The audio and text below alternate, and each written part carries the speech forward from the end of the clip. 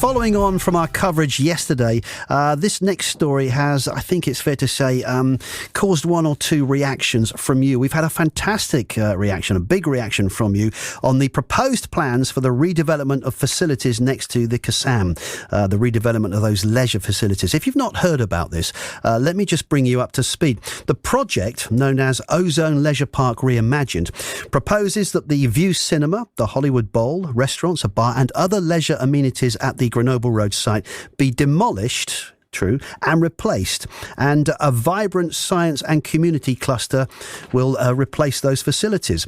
The possibility of a cinema appearing on the new site has not yet been ruled out, but in a difficult time for the industry, there are concerns the cinema could be gone for good. And with two Odeon cinemas, of course, closing in the city, in Oxford recently, options are now very quickly becoming limited. Well, we asked how you felt about this, and I think strongly is the best way to put it. Paige Lane says she's very frustrated by this news. As a support worker within Oxfordshire, it's one of the only places that we're able to take the people we support during the day to the cinema. A lot of other cinemas don't open until later in the afternoon and the evening, and through several companies I work for, they all use the facilities. One of the main impacts is a lot of them are autistic, so it will bring a lot of change to their weekly routines. A lot of them go bowling once or twice a week. Most of them go to the cinema once a week. They all use the facilities there in the restaurants as well. So yeah, it will just have a big impact on them, and myself as well with my family. We use the facilities regularly, and the ones closest to us just aren't up to standard. That is local resident Paige Lane with her reaction to this proposal that those leisure facilities near the Castad be demolished and replaced with, and I quote, a vibrant science and community cluster. We'll talk to somebody from Oxford City Council about this in just a moment, but also joining me now is another local resident, Andy Beale. Andy lives in Blackbird-Leys. Good morning to you, Andy. Thanks for coming on. What's your reaction to this? How are you feeling about this news? I'm pretty shocked at it, really, because it was unexpected. It's just come out of the blue. My main concern is the statement that they put out that doesn't make any sense. What does, at the heart of the redevelopment, is a bold vision to create a community innovation district that inspires the local community, celebrates Oxford's world-leading research, and creates access to jobs and opportunities. What does that mean in English?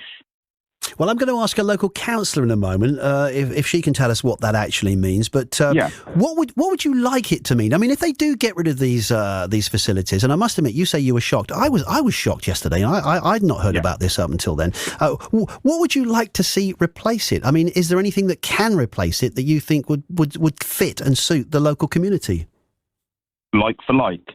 If it's not broken, why change it? It's working for all the community, especially on Blackbird-Leys.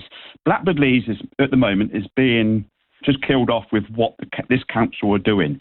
They're getting rid of sports pitches. They got rid of Spindleberry Park. We'll have nothing left on Blackbird-Leys. This is very close. Everyone can walk there. They can cycle there, which is what the council want. Now they want us to get a car or drive into Oxford to see the only cinema. Why can they not replace like for like?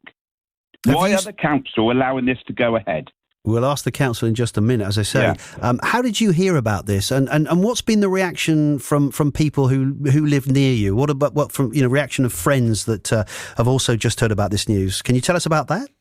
Yeah, I mean, I'm in a group that when this first come up, this is the first I heard of it on a Facebook group, and everyone is saying, where do we go?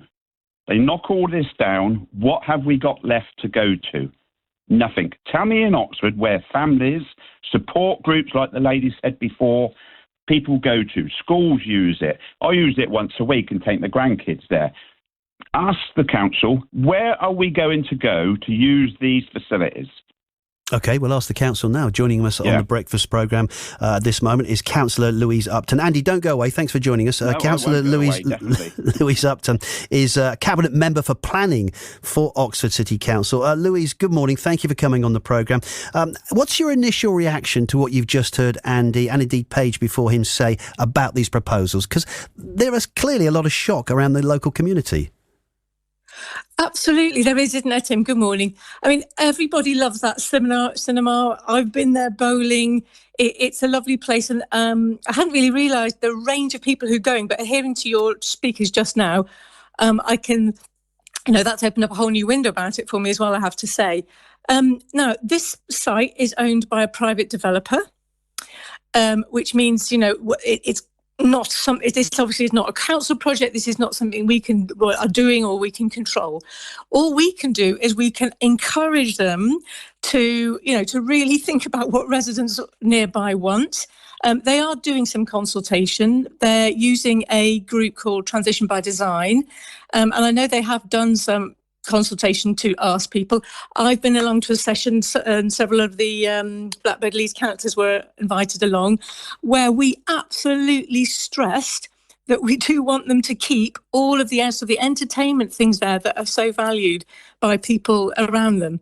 But this is a private developer. We cannot force them to do anything. So basically, Louise, your hands are tied. The council cannot stop them doing what they want to do. Presumably, though, they'd need planning permission for anything they wanted to replace these facilities with. And also, and this is a slightly unfair question, but you may know the answer to this. I don't. What is a vibrant science and community cluster? That was the quote I read out earlier. Do you know what that is? I don't know what that is. Yeah, that is a strange place.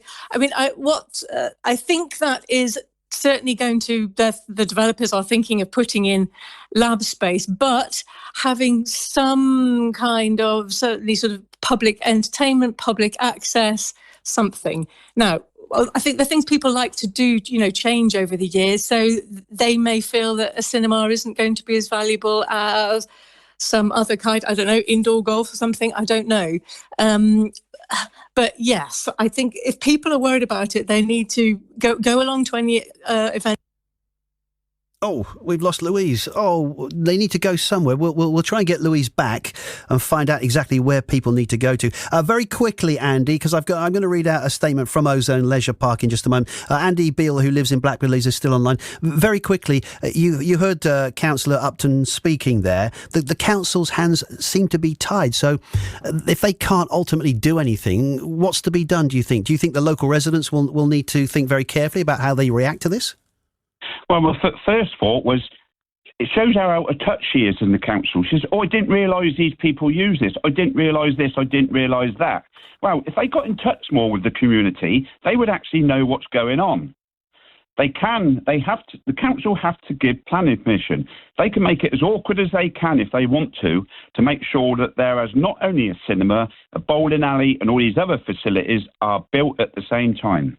OK, Andy, listen, thank you very much indeed for joining us this morning from Blackbird Leys. Louise Upton, I think, Councillor Louise Upton, is with us again. Very briefly from you, Louise. Andy, making a pretty valid point there that the council maybe should have been more in touch with the local community in terms of how important these facilities are to them, and that, you're going to have to think very carefully when planning permission is sought, even though, as you say, this is a private development. No, Louise is not there. That's a shame. Oh, no, sorry, I am here. Oh, you are there. Hello. Sorry, yes. Sorry. Just very quickly, come back, if you would, please, on those 2 points. That's it, yeah. So the local Blackbird Leys councillors absolutely are all over how important this is. The area I represent is a slightly different bit of the city, so I was not quite as aware, although I've definitely used the place.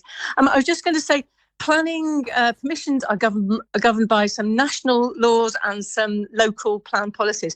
Now, we do have some protection in our local plan policies that we wrote in to, for things that are of community value, that are of policy to protect leisure facilities. So we will be using those as strongly as we can in order to do that. We haven't had an application come in yet, so we don't know what it's going to be. But let's just all keep encouraging the developers to make this something that really will still be of value and a place to go for locals. OK, no, fair enough. I think that's a fair answer if you've not actually yet received any kind of request for planning. But will you promise to keep us in touch as to what's happening on this story? Because I think this is really important to the local community, Louise. Absolutely, it is, and I promise I will do that as soon as any application comes in, or if we hear of any consultation events, we'll make sure you get to know about them so you can publicise them for locals to get along to.